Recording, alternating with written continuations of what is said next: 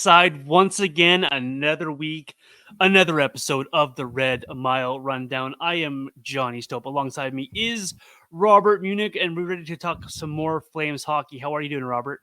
I'm doing good. We're kicking things off the right way, starting on a Monday morning, talking Flames. There's nothing better than this.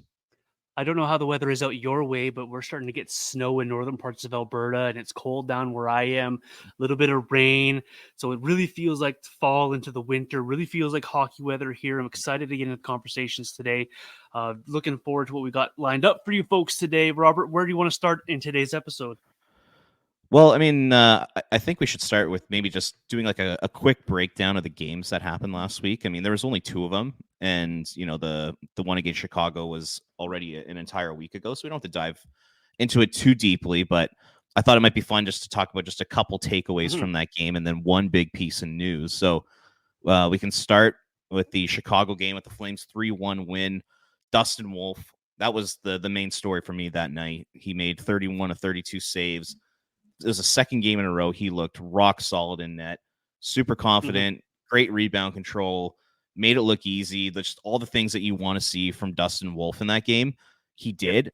I mean, and like keep in mind too with Wolf, he wasn't facing a ton of grade A scoring chances in both his starts this year. So I'd like to see him to get a start against a better team that's actually going to create maybe a little more offense, and let's see how he handles that type of situation. I think that would be exciting to watch. But I thought Dustin Wolf was the main takeaway from that night. How about you? Yeah, I like Dustin Wolf. What I really liked about his game this last week was it wasn't a lot of grade A chances, but he was engaged still in the game. He was calm in his net. He came out and challenged. He cut down the angles. He did everything you want to see from a young goaltender. I'm with you here. The Flames have, I don't want to say coddled him, but they've really handpicked his starts and how they rotated these goaltenders this last little while here. Where I'd like to see him go up against a team that has a bit more of a shooting mentality. Yes, full respect to Connor Bedard. He was fine in that game against the Flames, but Dustin Wolf really wasn't challenged enough in that game for me. And I'd like to see a little bit more from him, but he's done what you've asked him to do in the starts that he's been given, and that's all you can ask from a young goaltender. Now let's see if he can keep it going. Consistency, again, is going to be a key word for me for these young guys all season long. That's where I'm at with Dustin Wolf. Good start. Let's keep it going. Yeah, for sure. And then another thing that kind of stood out to me in that game was just the style of defense the Calgary Flames were playing. I thought they put a ton of pressure on the Chicago Blackhawks. They didn't like let the Blackhawks do anything in that game, especially in the third period. I thought the Flames put on a masterclass in defense. And mind you, it is the Chicago Blackhawks. That's a bad team over there. It's a really bad team right now.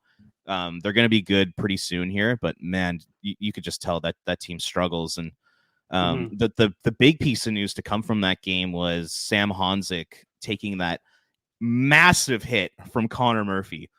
That was one of the hardest hits I've seen in the NHL in a long time. That was huge. And it was a bit of a welcome to the NHL moment for Sam Honzek. Going in, he's going to try to finish his check on Connor Murphy, who is a massive human being who was solid on his skates, and he just got run over like a truck by that one. That was one of the biggest hits I've seen, and unfortunately for Honzek, he is out week to week with an upper body injury, and I think that really sucks for Sam Honzek because we know what happened last year with all the injuries. Now he starts the season in the NHL. He's looking pretty solid, and boom, 4 games into the season, he gets hurt again, which is really, really too bad. So you hope for a speedy recovery for Honzek and that he can, potentially get back in the Flames lineup or head down to the AHL and get his confidence back a little bit. But that was tough to watch. Hey, it was an old school hit. It reminded me a lot of old Robin Regeer hits where he just he was ran right through the guy. And unfortunately for Honzek, he took absolutely the worst of it. And hearing week to week is never a good thing for me. It was now we're going on almost 3 weeks where we heard Sharon Govich was going to be week to week. So technically it's still week to week, but you never like to hear week to week because you never know how these injuries are going to respond. So hopefully it's not too long that he can get back and playing here. I'm at the point here where maybe Honzek should go down to the American Hockey League. I know the last time I talked about a player going to the American Hockey League, Coronado came out and showed me why I was full of it. But I think Hanzik now is a good opportunity for him now coming off when he comes back from his injury, go down, get his confidence up, and continue to play good, hard minutes. He's been really good for the Flames here, and unfortunate to have an injury so close to the beginning of the season here. Yeah, I agree. And now it's a massive opportunity for Matt Coronado to step up and play 100%. with Nazem Kadri and Andre Kuzmenko. So let's see what he can do with that. So far, so good. I mean, in his limited action so far in the NHL this season, I think Coronado has been very solid. I've really liked his game, and he looks like he's gained a step. It looks like he's really improved his skating, which is exciting for Flames fans. And he's also I guess the way I would describe him is he's been very tenacious this year. Like Good work. He's kind of got like that dog on a bone mentality on the forecheck. Like I think he's battling quite a bit harder than he was last year. He's winning more battles. I really like the way he's playing right now. So it's going to be exciting to see what he can do with those two guys. And I really like what we saw from him in the last couple of games when he was playing up there with Nazem Kadri. He's showing everything that we wanted to see from Coronado. He's been a lot firmer on pucks. He's been a lot crisper in his passing. His skating has been a lot better. You can tell he's worked on his skating this offseason. He's really taken. He listened to the show last week. He must have, when we were talking about sending him to the AHL, because everything that you and I mentioned that we'd like to see from him, he's showing us right now and just saying, hold on, guys, I'm here. Here's my opportunity. I'm going to take it and run with it. It'll be interesting to see how long he now stays with Nazem Kadri and Kuzmenko. Even if Sharangovich is back, say tomorrow, for an example, does he stay up there? Because he's earned the opportunity to keep showing himself, much like Hanzik did at the beginning of the season. We've seen that from Coronado here. So I'm now interested to see if he can keep it going and how long he can keep playing with the big boys. Because when he plays in an offensive role in your top 9, top 6, he's a very effective player, and he's showing that. I would have liked to see a little bit more from him on against Seattle, but overall here, he's showing you a lot from his game, and it's good to see. It's fun to see for a Flames fan as well. Yeah, and quite honestly, in Seattle on Saturday night, the whole Flames team looked like they were asleep. So I guess that was the worst game of the year. Easily, it's honestly probably the worst like NHL game I've seen so far this year in terms of entertainment. That was a really boring game, unfortunately. Yes. I know I caught myself in the third period, almost like dozing off. I was very disinterested in that game, and for good reason. It was not a lot of fun, but I would say Dan Vladar was the best player on the ice, which was a positive note for the Calgary Flames. He made 21 of 23 saves, and a lot of those saves were like grade A scoring opportunities. The Kraken, they didn't get a ton of shots on net, but it felt like, I don't know, I'd probably say like 6 or 7 of them were like legitimate and high danger chances. So I thought Dan Vladar was solid in that game. And I mean, the other thing that stood out to me was what the hell was Nazem Kadri doing on that overtime winner? Him and Rasmus Anderson were just all over the map on that OT winner by Jordan Eberle. I was just like, what the hell is that guy doing? He looks like he outthought himself, eh? He's like, he was trying to do 4 things at once. He's like, I can get up there myself, do this, that. He was thinking of, I don't know what he was thinking of, because it clearly wasn't the safe play, get it out of the zone, regroup yourself play. The Flames in that game for me as well, like you talked about the defense against the Chicago Blackhawks, that aggressive forecheck we saw none of that against Seattle. It was a completely different game, and that Nazem Kadri mistake at the end really capped off for me a very lackluster Flames performance. Sometimes the simple play is the better play, and just I know this overtime thing where teams love to hold on and keep possession of the puck. Sometimes it's better to get it out of the zone, regroup yourself, and then go attack it from there. Kadri, sometimes less is more, and I love what he was trying to do, but at the same time, you got to have your time and place here. And it really bugged me that he was very slow to react after giving away that puck, and then the front of the net was just a dog's breakfast. Dan Vladar unfortunately wasn't able to do anything with it, and the Flames dropped their first game of the season here. Yeah, it was just bizarre. Kadri, I mean, he tried to make a dangle in his own end, and then that failed. But then the part that was kind of strange about the whole play was just how he kind of turned towards the boards, even though the play was happening in the middle of the ice. And he just kind of let Jordan Eberle come out of nowhere and right into the middle of the ice untested, and he put the puck home for the OT winner. It was just a bit of a bizarre play from Kadri, but he has been pretty solid to start the year. Just a couple other things that stood out to me in that game. I thought Braden Pahal was solid again. I thought Tyson Barrie had himself, a pretty rough night. He didn't really look like an NHL defenseman against the Kraken. And then another one was just kind of underrated was I just thought Michael Backlund and Blake Coleman were rock solid once again, like they pretty much always are on a nightly basis. I think those guys are two extremely important players to this team that are pretty underappreciated. So I'd like to kind of give them the credit that they deserve. I call those two old reliable because you know what you're going to get from them every shift. You know if there's a mistake, they're going to come back the next shift and be even better than before. And they can chip in when they need to chip in here. I'd like to see some more offense from that line that if I were going to nitpick it. But you like the old reliable there and add Connor Zary onto that line as well. Those guys have really been extremely well working together and doing what the Flames need to do. You got to have your leaders, and these guys are leading from example, and it's very fun to see. There wasn't a lot for me to take away from the Seattle Kraken game. I'm impressed at the list that you have listed off there because nothing stood up for me from that game in Seattle. It was very, very mundane. And they got a big week coming up this week with a couple of very important hockey games to play this week. You got the Hurricanes coming in on Tuesday, and then a nice Canadian battle on Hockey Night in Canada versus the Winnipeg Jets coming up. So big week for the Flames here. So they get back to that style that we've liked at the beginning of the season here, where they were just tough on pucks, tough to get off of pucks, heavy forecheck, and really solid in front of their own zone. If we can get back to that style of hockey, we'll see. Hopefully, we'll have a nice big bounce back week here. Yeah, and let's see a little more offense and a little more scoring chances like we saw in the first 4 games. I think that would be fun. But I mean, every now and then you're gonna have that stinker, right? Like that's just gonna happen in the NHL, sure. And that was just what happened on Saturday. There's a few topics there's a few topics we're gonna dive into today. There's a couple off ice, but there's also a couple more on ice. I think let's dive into the on ice topics. Yeah. And we'll start with kind of our impressions of the Calgary Flames defense core through 5 games of the season. I want to kick things off with Rasmus Andersson because Mike, I don't even know if this is a hot take, but I think he's been the best player on the Calgary Flames so far this season. I know they've gotten some good performances in net, but I think Andersson has been incredible to start this season. And just some numbers to give a little context. He's got 6 points in 5 games, so over a point per game. When Andersson's on the ice at 5-on-5, the Flames have outscored their opposition 8-1. Like that is pretty incredible. He leads the Calgary Flames in penalty kill time. He leads in shot blocks.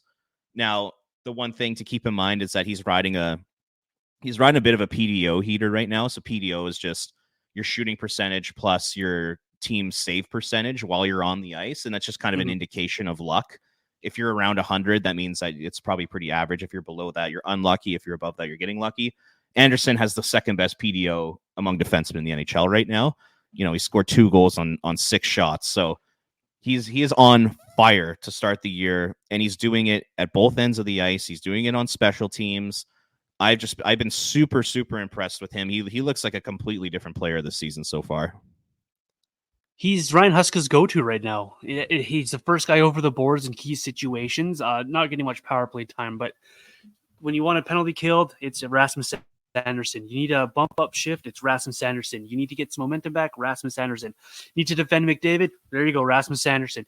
He's been the go-to for the Flames, and it's hard to argue your point of him being the best Flame player to date here this season for the Flames. If he's not number 1, he's definitely number 2.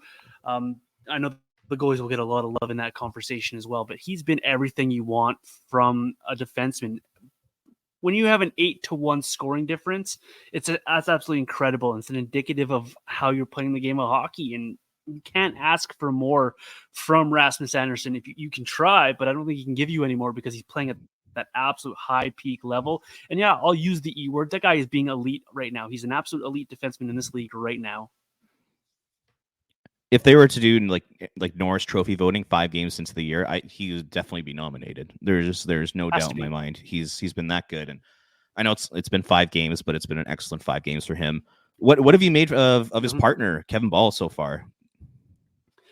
I like Kevin Ball. I've seen on social media some mixed reviews of Kevin Ball. He wasn't all that great against Seattle, but I think overall what you've seen is a guy who had very little time in the preseason and in training camp, get up to speed fairly quickly, and he's allowed Rasmus Andersson to play his game. And so when you have a guy who is defense first, and he's got a very big body with a good reach and good defensive structure to his game. You can allow his partner to do what he does, and I think these two have worked really well off one another. I'd like to see a little bit more physicality from Ball in his own end. I know that's not always his game, but use that size, continue to use that reach, and continue to learn. I think it's still a bit of a learning curve here for Kevin, but overall, I have very little complaints about his game. Me too. And I think him and Anderson are a really good match together. I know we talked about that on last week's episode. Yep. The thing that you mentioned there that I thought was most interesting is the fact that I'd like to see him, be a little more physical. Take advantage of that size. Like Kevin Ball is a massive human being. And you could tell like there are times where there's like a bit of a mean streak in him. I'd love to see like more cross-checking, more battles in front of the net, like get a little dirty, piss off your opposition, get a little more physical along the boards. Because I mean, he has the size to do it. He can move decently well for a guy his size. So that's I'm totally with you on that. I'd like to see that. But him and Anderson they've been excellent together, and similar stat to Rasmus. Flames have outscored their opposition 7-2 when Ball's been on the ice this season at 5-on-5. The Calgary Flames, they're a dominant team when that pairing's on the ice so far this season. That hasn't been the case so far with Mackenzie Weegar at 5-on-5. I'm curious to know what you think of his game so far. I've liked it. It's been steady. It's been what you want from the guy. There's always room for improvement, of course, but you don't ask a lot from. I don't really know how to word this. Give me your opinion. Let me jump back in here, Robert. Sure. Yeah. For me, it's he's been okay. He's been very good on the power play. He's the only Flames defenseman with points on the power play this season, and I've liked the way that he's worked with that top unit. So I've liked that aspect of his game.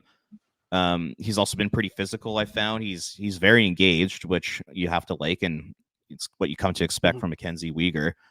The 5-on-5 numbers are not great. Like he's last among Flames defensemen in expected goals for. He's last among the Flames defensemen in high danger chance percentage.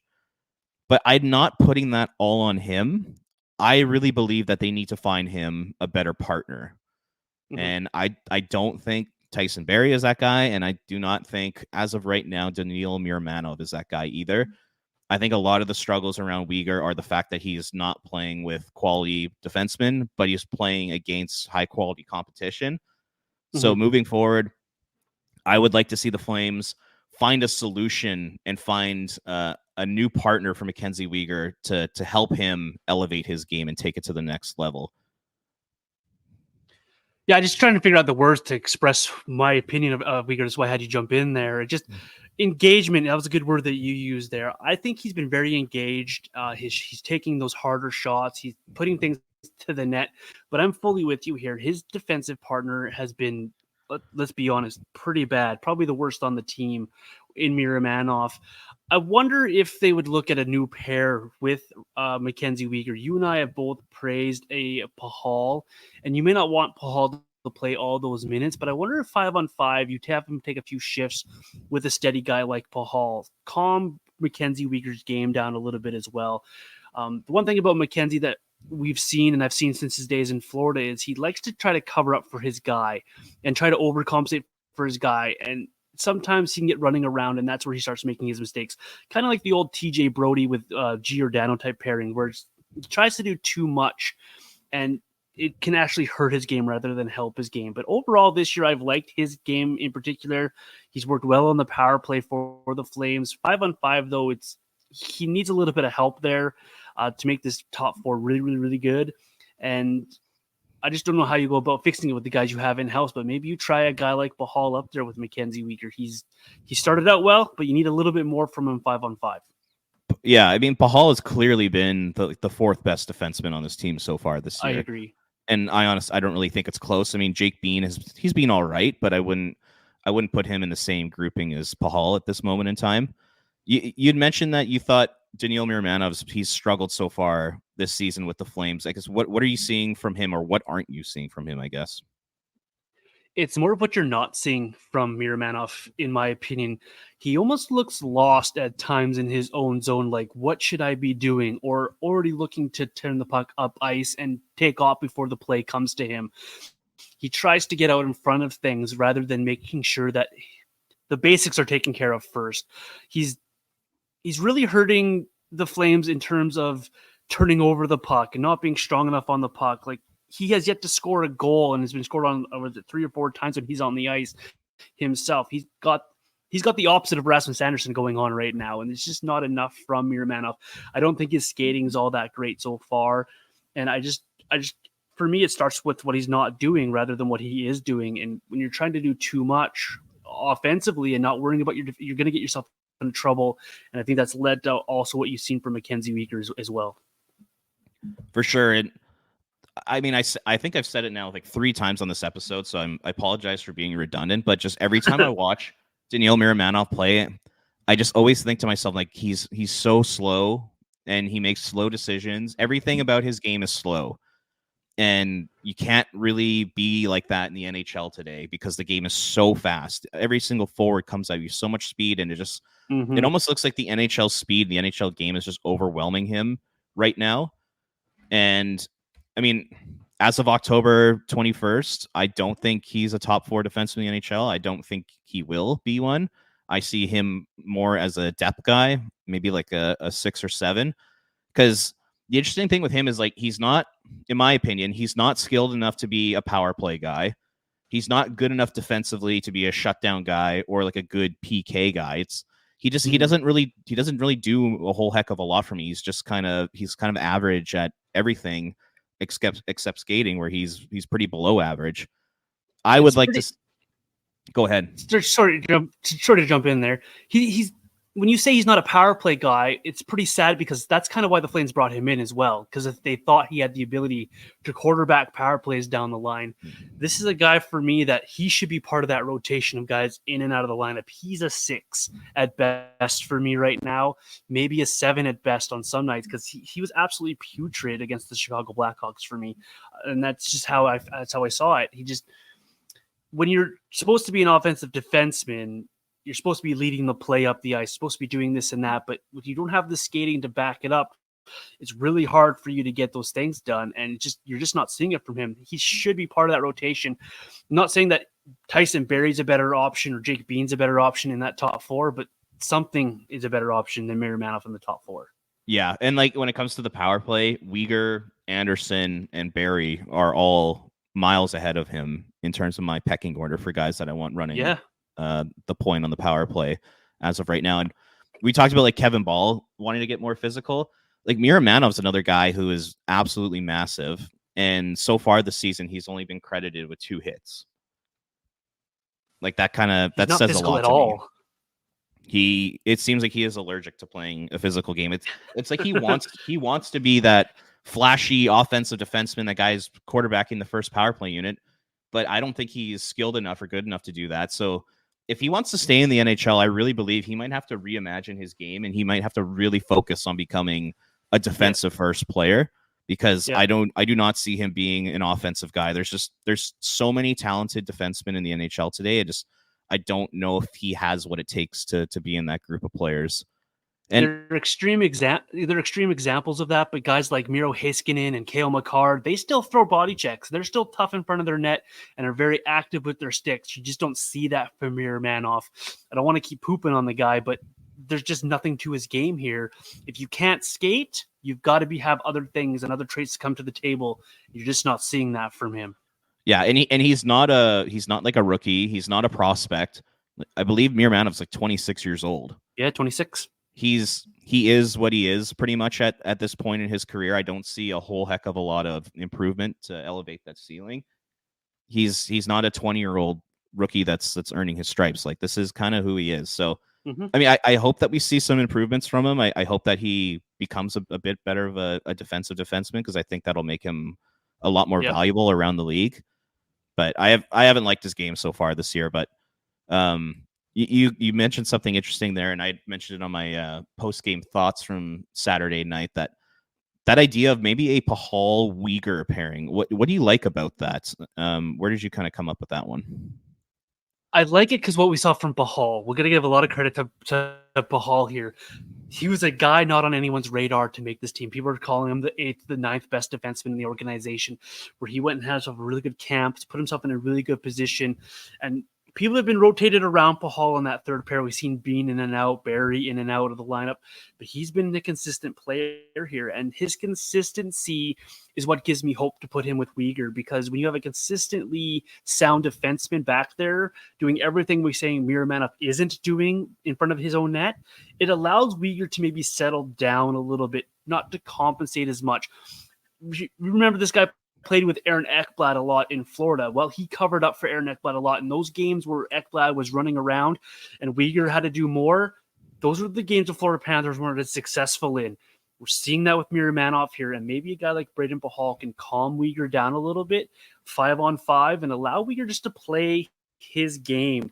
We know Uyghur can be great, really good defensively, and he can be pretty good offensively. Let him settle down, let him play, and that's because Braden Hall is that guy that can be steady Eddie back there to cover up and help Uyghur just calm the game down.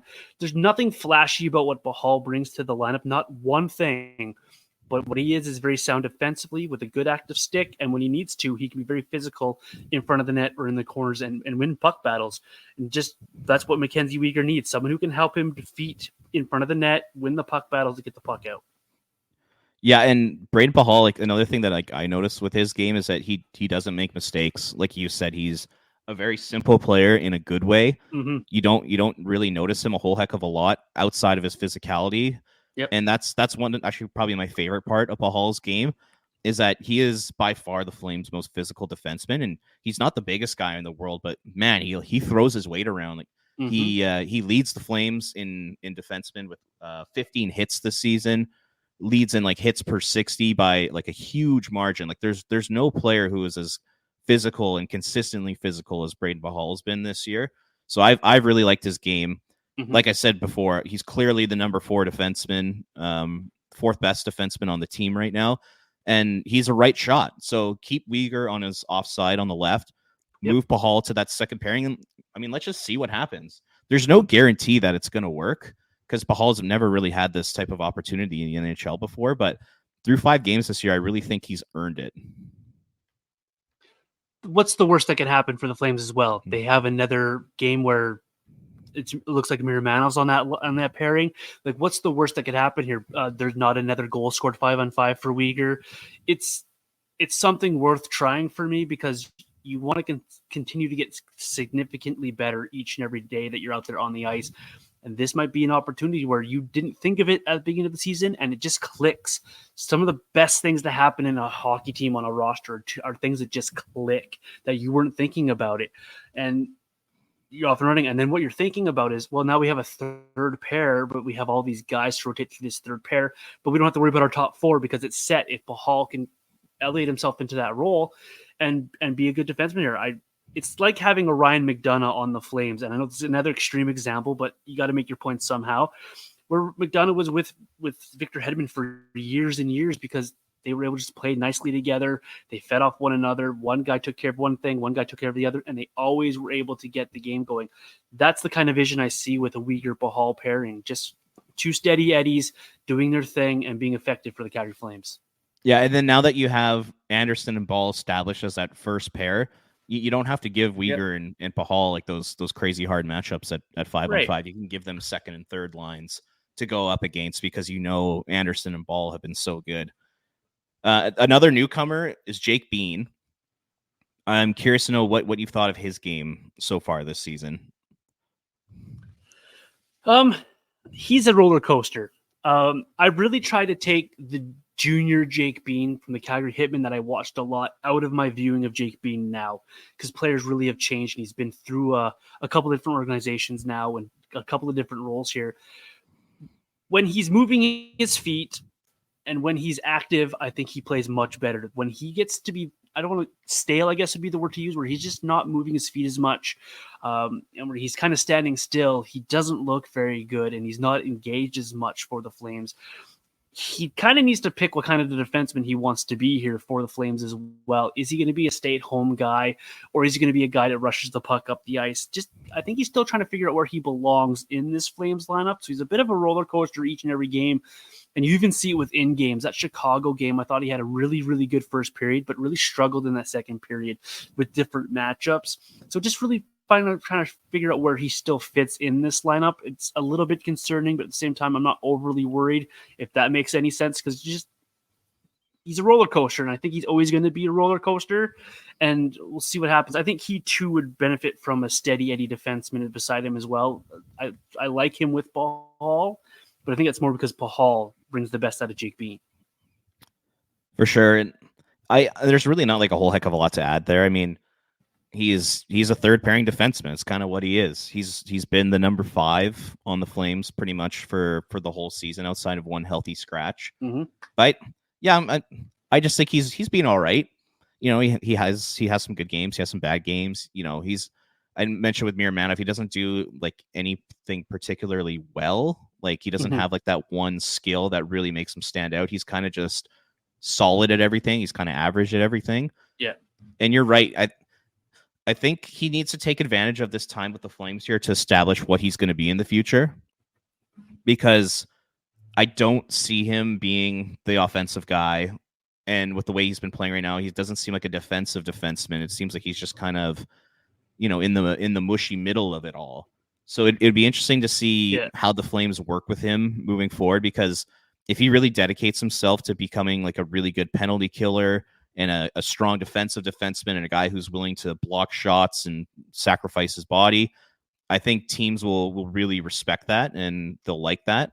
And I think that's what's going to keep him in the NHL. What he's doing right now is probably, I don't see like a long career for him, but if he can kind of transition to being a little more defensive, I think he could have himself a pretty good career. Last defenseman we'll just touch on. We don't have to talk about him for too long because he hasn't played a whole heck of a lot, but Tyson Barrie, I mean, he's he kind of been what you expected so far? What have you seen from him? He's played 2 games. He's had 1 decent game and 1 okay game. So he is exactly as advertised. He's not the greatest in his own zone, but he makes up for it what he can do on the other end of the ice. And he's got a really tremendous first pass. He's kind of as advertised, and they've been using him kind of how I thought they would be using him. I would like to see a little bit more from him, of course, but again, you don't ask a lot from an aging Tyson Barrie, and when you don't ask a lot, you get what you get, and you live with it. I think I didn't think I liked him with Weegar as much as I did like him on that third pairing with Bean as much, but that's nitpicking a little bit here. But he's been okay. He's been as advertised. I agree, and coming into the season, the bar was pretty low for him, in my opinion, just based off what we saw in Nashville last year. And it's kind of lived up to that. I mean, I thought he struggled a lot against Seattle. He should not be on a pairing with Mackenzie Weegar. He should not be playing top 4 minutes in the NHL anymore. It kind of looks like the speed of the game overwhelmed him at times on Saturday. I'm okay maybe moving forward with him and Miromanov kind of splitting games between those two guys.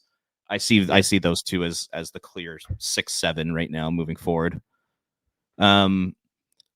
We'll stick with one more on ice topic here. Why don't we dive in just to a little bit about Andrei Kuzmenko and Nazem Kadri? We had been messaging about that. Also, we'll get your thoughts first. I guess what have you thought of those two guys' games? 5 games into this season. Well, they look good on the power play, that's for sure. Those guys have really that power play really runs through that Kuzmenko guy, and he's looked really good doing it. 5-on-5, that's where I'd like to see a little bit more from these guys. I know Kuzmenko never likes coming past the red line back to his own end as much as a lot of other guys do. That's just how he plays the game. But I'd like to see a little bit more from both these guys. I'd also like to see a little bit more creating offensively as well, 5-on-5. And I think that's where I want to say struggles is not the right word to use here, but they haven't been as effective as they were at the end of last season, where we saw them always creating, always in front of the net, always engaged here.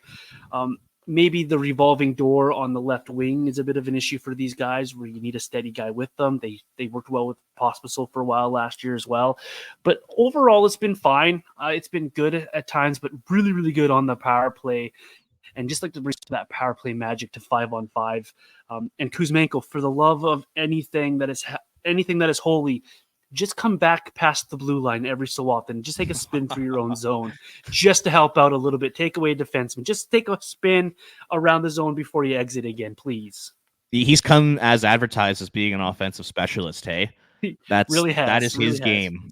Pure offensive specialist, and he's, like you said, he's shown it on the power play. He's in that kind of down low spot near like the corner, like the goal line. Yeah. He's done an excellent job making plays from that position. You love to see that. The thing with them is you touched on it there, was they've had that revolving door on their wing. So with Sam Honzig and Matt Coronado so far, I really think when Yegor Sharangovich comes back, that's going to be a big boost for that line. Because Kadri and Kuzmenko are both great playmakers. They can both score goals too. But they're both really good playmakers. And to put a guy with Sharangovich's shot on their wing, I think is going to be massive for them at 5-on-5. Mm-hmm. So I'm excited to see what they look like once Yegor comes back. The one thing with Kadri that's really standing out to me so far is I'm finding there's a lot of individual play with him. It almost feels like he's trying to do too much this season. I'm seeing like that overtime. The overtime one is a perfect example of it. There's been a lot of times so far this season where he's been trying to do way too much on his own. He's trying to dangle one or two guys carrying the puck up the ice. He's trying to do that with entries on the power play. He's doing it 5-on-5, and he's turning the puck over quite a bit because of that.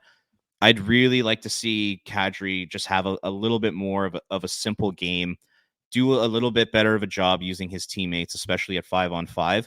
And I think he'll be very successful. Like I found during his first 2 seasons with the Flames, when he's playing just like a hard, direct, in your face, take the puck to the net, simplified game, I think that's when he's been at his best. And we haven't seen that version of him just yet this season. Yeah, a little bit of snarl out of his game as well would be nice. You don't see the snarl in his game like you had the last year.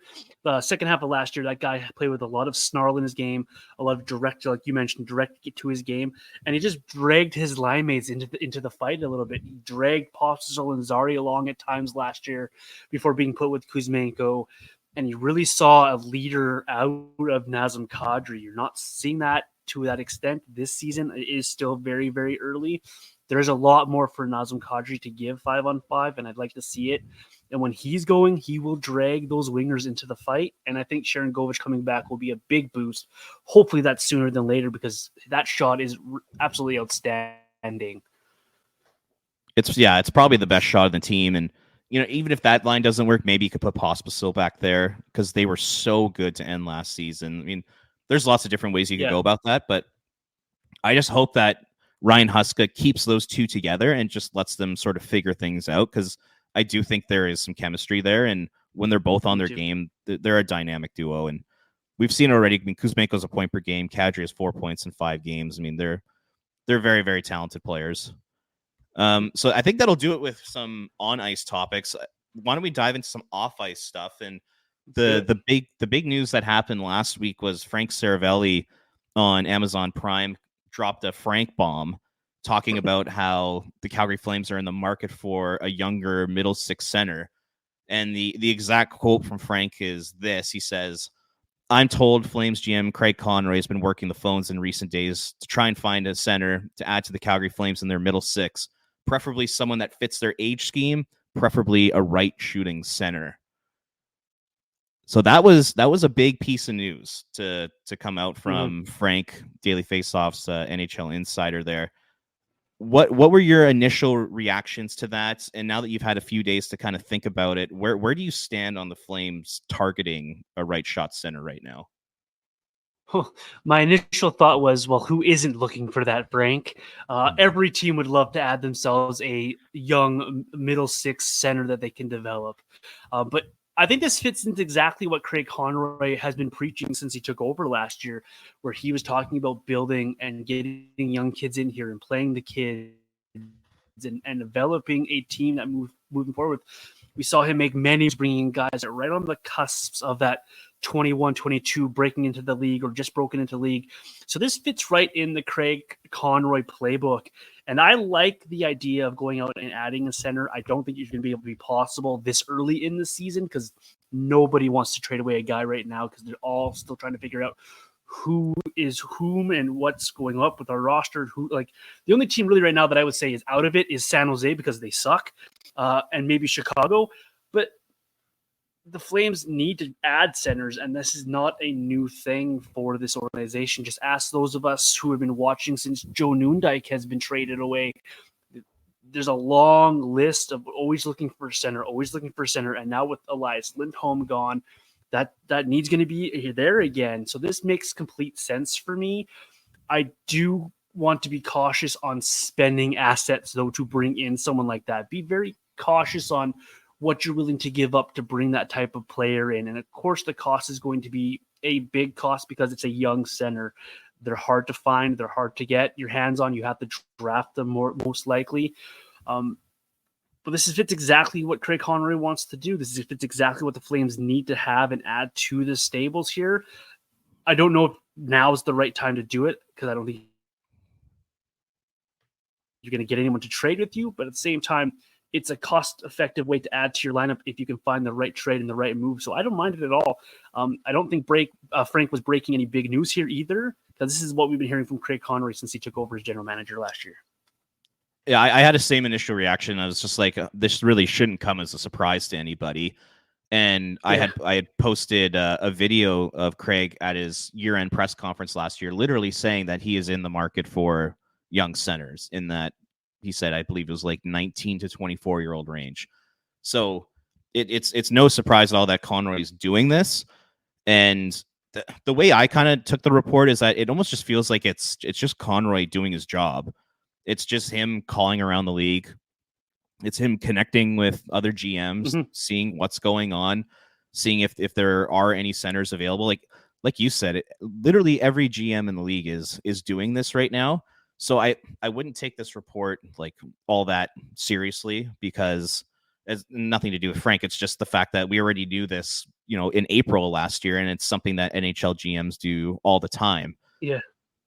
The interesting thing is that I was listening to Saravelli on 960, and he had said that this has absolutely nothing to do with the hot start the Flames have got off of. This has to do everything with building for the future, which I thought was interesting and good to hear, because I think the last thing you want to hear is that the Calgary Flames are, they're off to a 4-0-1 start, and now all of a sudden it's like, all right, we need to add to this team because we're a playoff team. That obviously doesn't make sense, right? So it's good to hear that they still have the long term in mind. But I am 100% with you. This move makes absolutely no sense for the Calgary Flames right now. Do you mind if I go into a little bit of a rant here?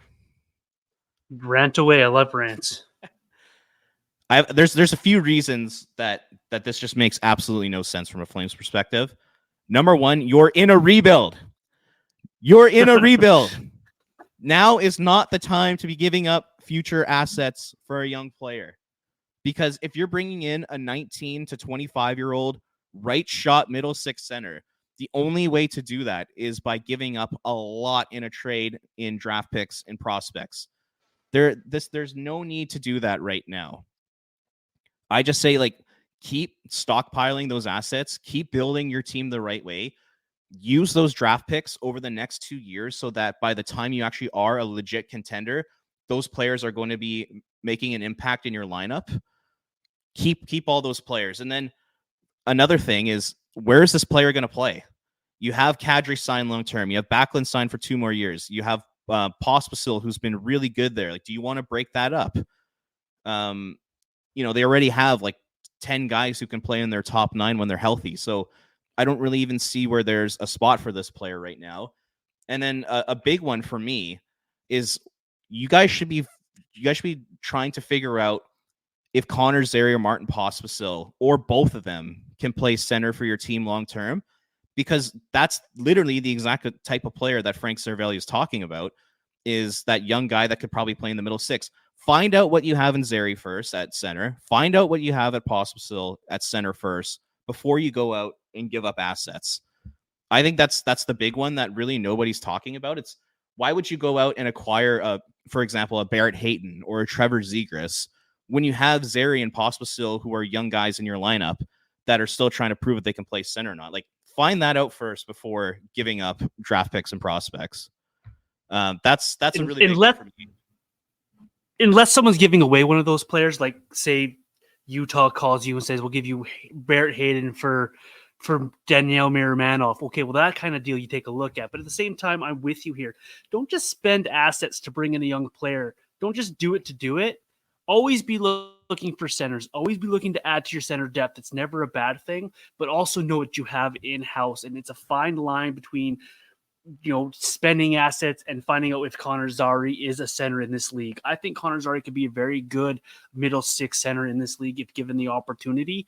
That's something the Flames need to find out for themselves. But at the same time, don't ever stop looking for centers, and they never do stop looking for centers. So this conversation that we're having and that a lot of other people are having on social media and what Frank would be having on the Fan 960, yeah, it's great. Conroy's always going to be looking for centers, but at the same time, there's a cost to it, and what do you have in house? Very good points by both of you. I love when people rant on this kind of stuff.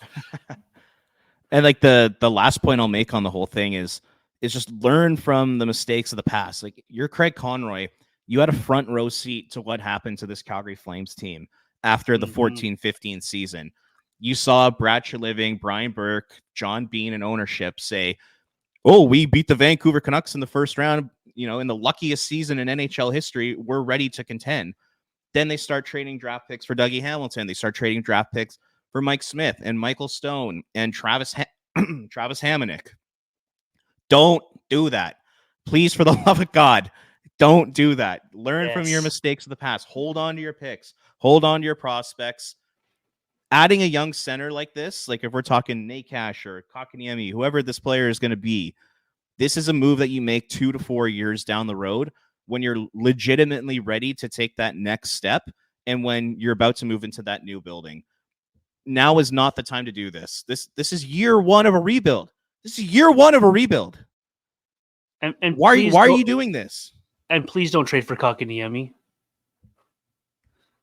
I made a list at flamesnation.ca of some guys that they might consider, and I went through the whole league, literally the entire NHL, and it was a very difficult task because, like you said before, who's giving up these young players right now? The only guys who are going to be on the market are guys with warts to their game, like a Trevor Zegras or Kotkaniemi.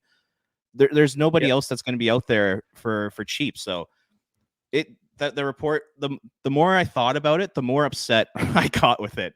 Because I just think that now is not the time whatsoever to be spending assets to bring in that guy. And you know where you find your centers?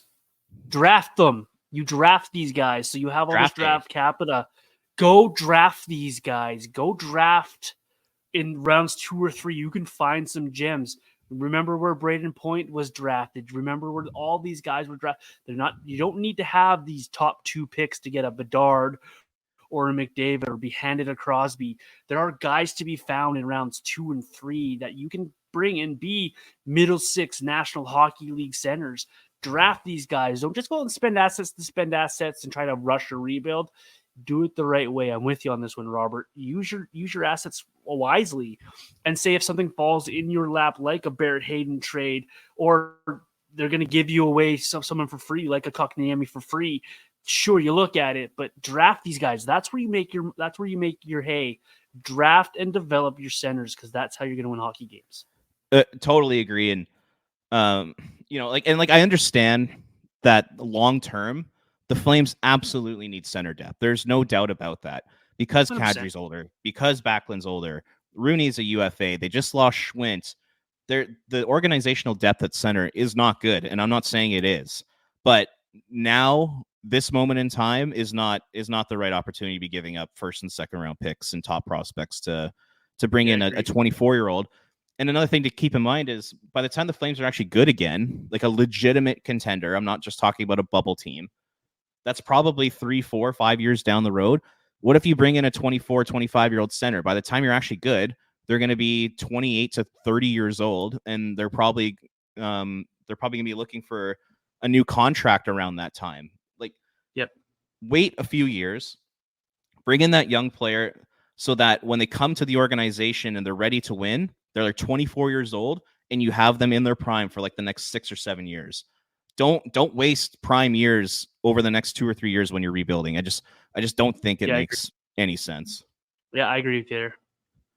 One other topic I thought we should dive into, Dave, that I thought people would find interesting is just the idea of signing Connor Zary to a long-term contract. I've been listening to 960. They're doing a mailbag segment, and someone had texted that idea into the chat, and I thought it was pretty fascinating. So I'll throw it to you.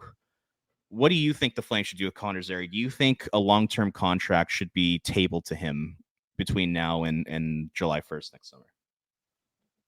I'm a big believer in betting on skill and betting on skill that you know that you can use. And that's what Connor Zary is. Even before you find out if he's a center or not, I'm giving this guy all the term in the world. And if you do it now, you're probably going to get it a lot cheaper than if you wait, say, two years down the road or a year down the road, and you find out he is a center. He's going to cost you more if you find out he's a good NHL center. So do it now for a couple of things. One, you want to bet on the skill.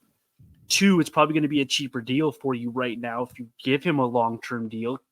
And three, you've spent a lot of time with this guy. You drafted him, you developed him. And one thing that a lot of teams like to do is they waver on some of these guys that are your middle six guys that you're not sure if you should give them long-term. And then a lot of these guys will walk away from an organization and go somewhere else and be successful. You want to avoid that if you're the Flames with guys like Connor Zary. We saw Juuso Välimäki get picked up on waivers because the Flames weren't sure what to do with this guy, and he's been a very good defenseman for the Arizona/Utah franchise. I'm a big fan of Connor Zary. Anyone who ever follows me on social media knows that I love this guy. I rave about this guy all the time. Bet on his skill, bet on what he is to the organization, because right now what you're seeing is progression every single year, and this guy's only going to get better, which means he's only going to get more expensive. So it makes sense for me, for the Flames, give this guy the term, keep the cost down, and bet on the skill of Connor Zary. What would a fair contract look like in your mind? Oh, good gosh. I am not a big contract guy. That's where I struggle, but I would try to keep it under 4. You can put it at 4.5, sure, but I would try to keep it right in that ballpark where you're not trying to spend too much on this guy, but you're not really worried about cap space either. So you can spend a little bit more if that's what it takes to get the deal done. But I don't know, 4 years, $4 million a year. I don't know. I'm really bad at the contract thing. Okay, you know what? Okay, moving forward. I'm good at handing out the term, but it's always trying to find a fair value for these guys because it's always changing. And there's always someone making a new market for it. What is Connor Zary down the road long term? Are you going to give him more because you think he's going to be a center? Do you want to keep it lower because you think he's just a winger? There's a lot that goes into a value of a player. Yeah, the biggest thing I think you need to keep in mind is 3 to 7 years down the road, what player is Connor Zary going to be? Is he going to be a 50-point guy? Could he be a 60, 70-point guy? Could he be point per game? Is he going to play wing? Is he going to play center? What role is he going to play on special teams? There's like a whole bunch of things you need to keep in consideration there. But like you, I'm becoming a very big Connor Zary fan. And I see him being like a very good, like kind of 55 to sort of 75 point player throughout his career. His good years are probably in the 70s. His kind of lesser years are probably in the 50s. He averages out in the 60s. That's kind of where I see him. And I think he could be like a very reliable 200-foot player. And then another thing too that I really like about him is that I think he could be a fixture in the Calgary community. Like, he's got this incredible infectious personality. You can tell he really likes playing in Calgary. Like, he's from Saskatchewan. Like, he's a Western Canadian kid. I see him becoming a big time leader with the Flames in the future. Like, when guys like Michael Backlund and Blake Coleman just decide to move on, I think Zary's going to step up in one of those leadership roles. And that's the type of person you want to build your franchise around. So if it were up to me, I would absolutely be doing everything in my power between probably now and the end of the season to sign Zary to like a 7 or 8 year contract. if you're the Flames, I think you'd be more than Yeah. comfortable giving him that term. And like you Yeah, said, I like agree. with the way he's playing and his trajectory, he's just going to get more and more expensive as the years go on. So something in like 7 or 8 years, and I wrote an article at Flames Nation about this, so go check it out. It's out now. There's some guys recently that have had similar production at similar ages to Zary that have signed long-term deals. So you have Dylan Guenther in Utah sign an 8-year contract with a $7.14 million AAV. Seth Jarvis in Carolina signed an 8-year contract, 7.420 AAV. And then you had last season Cole Caulfield and Dylan Cousins signing 8 and 7-year contracts for around the same dollars. So it looks like the market has kind of been set already for this type of contract. Zary's going to be a little bit older when he signed and not have quite the same level of production at the same age as the players I just listed.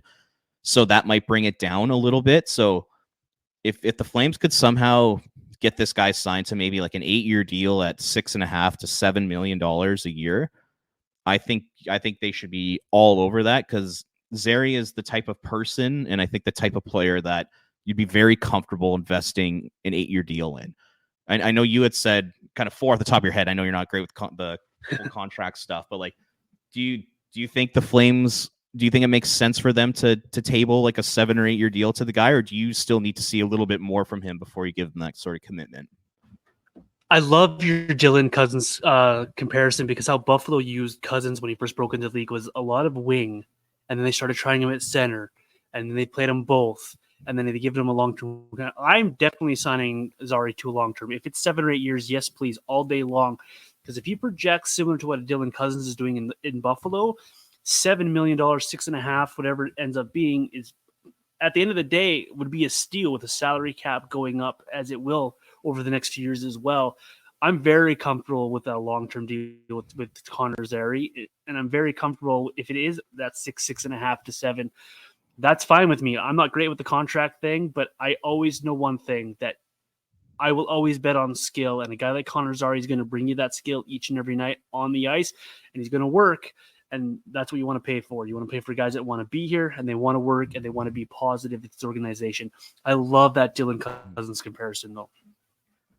Yeah, I find the Flames, they need people to build their team around, and they need people to market their team to.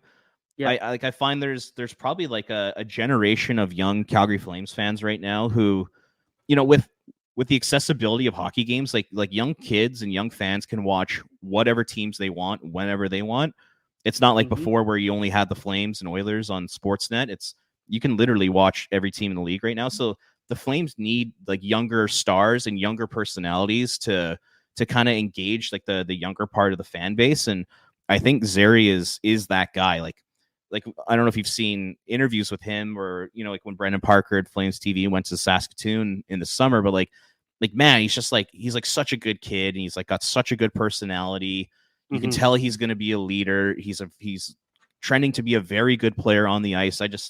I really, really think that's the type of person, that's the type of player that you want around your team. And I think it would be in the Flames' best interest to at least explore that, see where Connor Zary's head's at with a whole long-term contract. But just the idea of it's just like, it's getting me pumped. It's getting me excited just thinking about it right now. This guy's also got captain material written all over him, right? He was a captain 100%. in the Western Hockey League. He's led everywhere he's been. And even if it's a 6x6 contract, like 6 years, $6 million, I'm still happy with that, because you're betting on this guy who has an infectious attitude, who has an infectious work ethic, and is going to be a leader, whether he's wearing a letter or not, for your hockey team for a long, long time. And like you said, it's a guy to build around as well. We don't have a Bedard here. We don't have a McDavid here. We don't even have a lesser superstar here yet. But we have guys like Connor Zary, and those are kind of guys that you grasp onto and that people love. Look at how revered Michael Backlund is around Flame fans. They love this guy, and he's not a superstar. He's not a megastar around this National Hockey League, but he's a guy that Flame fans respect because they know what they're getting from this guy. He's a leader on this team, and people gravitate towards him. That's where I see Connor Zary in the future as well for this Calgary Flames team. The comparison I thought of was he'd be kind of like a Sean Monahan in the sense Love that it. he's not this like famous player around the league. He's kind of underrated, understated. He's not going to put up, over a point per game every season, but he's Yeah. just like a really solid player, a good person, very likable. Like I think he's kind of like molded in like the Sean Monahan type of mold. Yeah, I like that comparison a lot. Love it. All right, well we're coming up on an hour here, but I think we should give just like a couple shout outs to some Calgary Wranglers. Yeah, let's do it. They've got off to a solid start this season, but there's 4 players in particular that have really stood out for all the right reasons. Mhm. So I'll quickly go through them here. So you got Rory Cairns, who is pretty much come out of nowhere. I mean, Rory was like a regular healthy scratch in the American League last year, kind of coming out of nowhere. Leads the AHL in goals with 7 goals in 5 games, 8 points. Walker Dewar has 5 goals and 3 assists for 8 points. Jacob Pelche leads the AHL in assists with 8. And then you have Devin Cooley in net, who's been outstanding. So far in 4 starts, he's put up a .940 save percentage, 1.98 goals against average, has 3 wins and a shutout. So you've had some really, really impressive performances. And I mean, it's only 5 games, but to have the leading goal scorer, leading assist getter, and the top 3 point getters in the entire league is awesome and incredibly impressive. So just want to give a quick shout out to some of the AHL guys down with the Wranglers right now. Yeah, and these guys are doing what you want them to do, right? You sent down Jacob Pelche to do what he's doing, to be a productive player, to show that he has the skill that you want to call him back up. And I see people online wanting to call him up ready. I say leave him there, let him continue to develop that confidence in himself and continue to grow. And you got guys like Cairns and Dewar doing what you want them to do. Older players in the league, be that veteran presence around your young kids that you're trying to get developed here. And maybe you do earn yourself a call up down the road. And everyone knows my thoughts and feelings on Devin Cooley. He's doing what he needs to do in the regulars. He's ready and willing whenever the call comes for him to be called up. Really good start there for the Wranglers up and down that roster. And these players have really started on the right foot. Let's keep it going here, guys. Again, I'm going to use the C word for the Wranglers as well. Consistency. Keep it going and earn yourselves your call-ups here. Really nice start for the Wranglers. And if you haven't watched the Wranglers, go watch the Wranglers. Support these guys because you're going to watch a couple of future stars at a lower level before they become big stars, and that's always fun to watch. Absolutely. So no, shout out to the Wranglers. That's awesome, and I couldn't agree with you more. Keep a lot of those guys down there and just let them cook, let them develop. There's no need to rush it. For sure. We are up against it, folks. Robert, you mentioned your article on Connor Zary out. Tell the folks where they can find that article. I encourage you all to go read it and follow Robert on his social media as well. Yeah, check out the article at flamesnation.ca. It was pretty fun to put together, and I hope people like it. And then just follow me on X as always at Ring of Fire CGY for highlights and opinions and all that kind of fun stuff.